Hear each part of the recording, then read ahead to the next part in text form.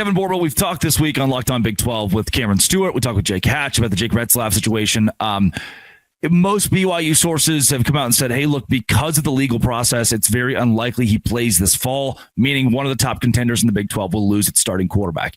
If that's the case, as he has been accused of allegedly committing sexual assault against a woman in Provo, this is something I haven't asked anybody else that's joined the show. Initial reaction when you heard the news.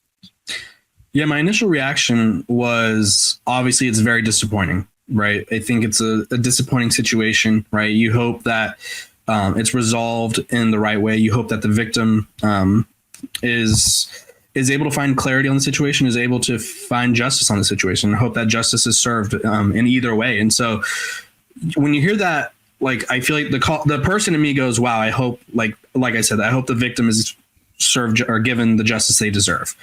And then I think of, like you said, how this impacts BYU in the Big 12, and not that football is bigger than life, but that's obviously where we are paid to talk about. And so I just immediately was like, okay, BYU is like out. Like they are just no longer in contention, right? And I know they got Bear Bachmeier from Stanford, who I covered for a little bit. And I think he has the potential to be good. I think fans will probably need some getting used to, assuming he's going to wear the number. What number is he in? 47 or something, right? Yeah, that's weird.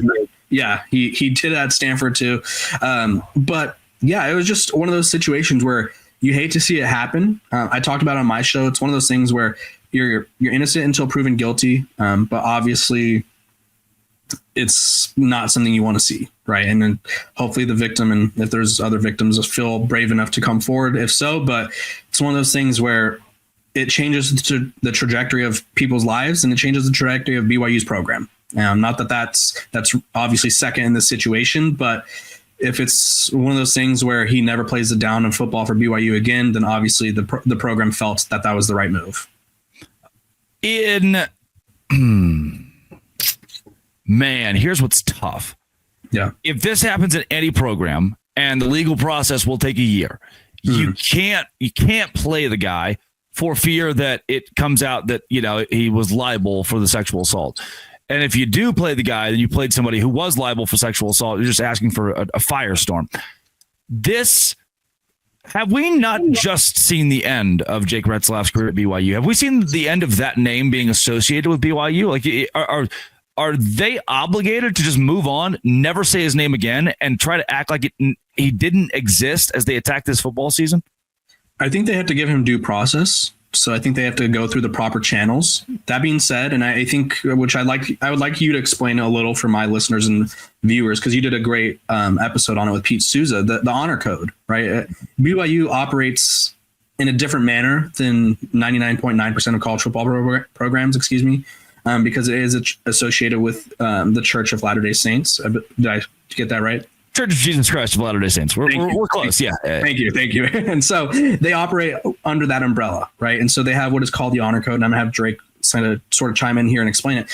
I think if the honor code is broken, then I think they are pretty strict about it, right? The honor code is not something that BYU takes lightly. And I'd like you to provide your insight, because if it is broken, then I think, his time is most likely done. But obviously I do feel like he has to be given due process. Yeah, I mentioned it, as you mentioned, on the Pete Souza show, and with Pete, who is with ESPN, that the honor code is the most important piece of this from a football-only standpoint. If we're just talking about, and this is a football podcast, right? There are legal podcasts that are going to give you the ins and outs of the case and how it will play out. And again, I want to be very careful as to respect the victim, the alleged victim, and to respect all parties involved. From a strictly football standpoint, the honor code is what really comes into play here, because at BYU, there are a list of things that you cannot do as you uphold the highest standard that the Church of Jesus Christ of Latter-day Saints calls for. And it's very admirable that they have the athletes who are willing to not just be elite on the field, but genuinely elite off the field. Like not just good human beings, but some of the most upstanding citizens that the country can produce. They go to BYU, they hone that skill. And in any way, if Retzlaff broke the honor code in any way, he will not play a complete season next fall. If he says, hey, this is me, this is Drake speaking. If Retzlaff meets with the school, with the university, and says, I did not commit sexual assault, I did have consensual, premarital, extramarital sex with the alleged victim, his career at BYU is done. My opinion is his career at BYU is done. Why? One, you've broken the honor code. And we've seen the Davies situation in 2011 with Jimmer Fredette, great basketball team in March Madness. He's caught premarital sex. He can't play in March Madness. It's like the most popular, I guess, public extension of the rule when BYU said, hey, this is how seriously we take it. With this, you've doubled it to not just you had premarital sex, but you have put a complete black spot on the university. You have put us on Good Morning America, the Today Show. Every outlet is talking about the BYU quarterback, the guy who signed on to an honor code, the guy who upholds this high standard, the guy who is a model, supposed to be a model for kids across the state of Utah, for kids across the country, for the LDS Church. This guy, not only did he, if this is what happens, if he says, yes, I did it consensually, I had sex, not only did he break the honor code, it has now caused BYU to look embarrassing in the public light, in the spotlight. And not only can you not let that fly at BYU, you have a religion, a faith to protect, and a higher calling, a larger mission, because those three letters are tied to so much more than just college football, sports, education. And that's where this becomes most complex, is even if he is exonerated of the charges, it doesn't mean he's exonerated of the honor code and things that he has done. And the university will take a deep look at what Jake Retzlaff has done in his personal life to possibly break that honor code. And Kevin, I think that is, again, from a sports standpoint, maybe the most important piece of this.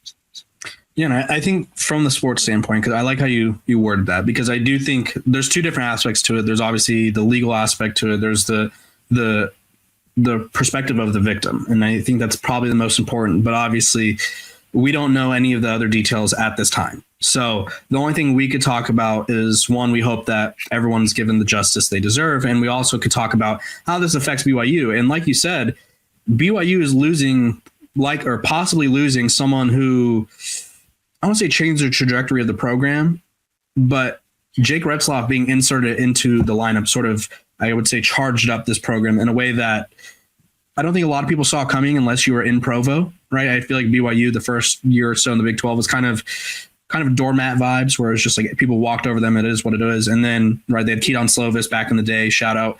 And now it's like, okay, you're in a situation where you lose someone who's the face of your team, you lose someone who's a leader on your team, and you sort of have to rally and get behind someone else.